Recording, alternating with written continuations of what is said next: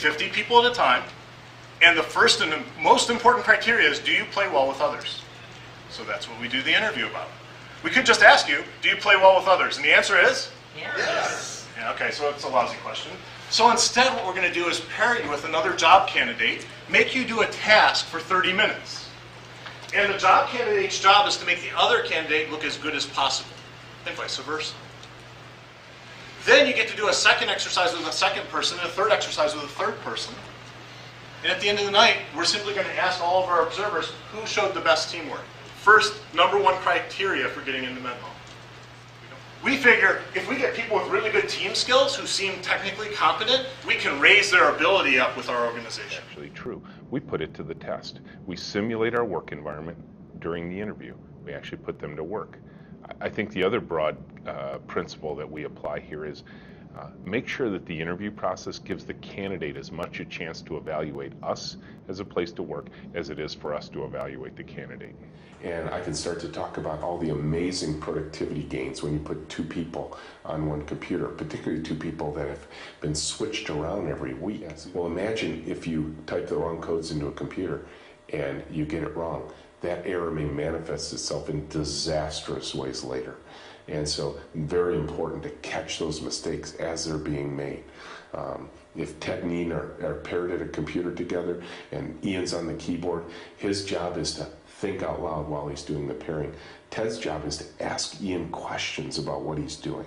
Ted might point to the screen and say, Ian, why did you do it like that?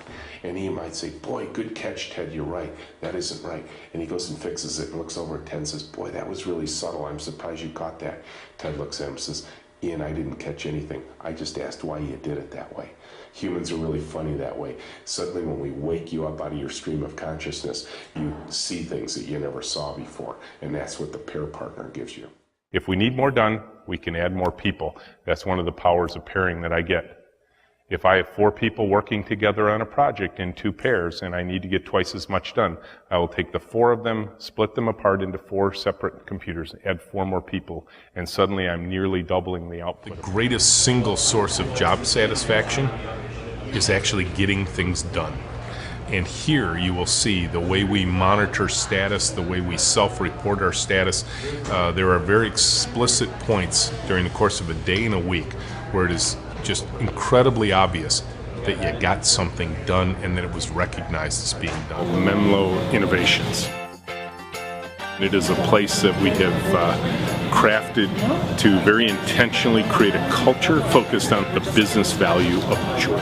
So the first step in an intentionally joyful culture, I think, is to pick that external mission. Focus on the change you want to have in the world. Now, in order to do that, it's got to be a lot more than just a poster on the wall that you put in every conference room to make sure everybody's reading about joy at Menlo. You have to build it into everything you do, and for us, the way we describe it is we had to change everything. Most organizations don't really spend much time thinking about their culture.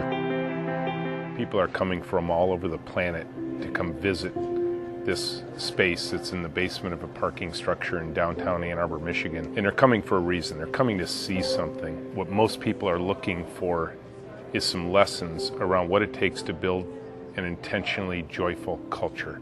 Imagine half of my team had joy and the other half didn't. Which half would you want working on your project? We had so many requests for these tours, we realized it was time to share this story with the world in a different way.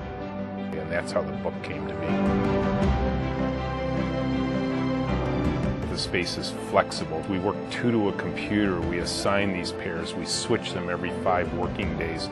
The human energy that results from this kind of organization, you can actually feel the joy when you're in the room.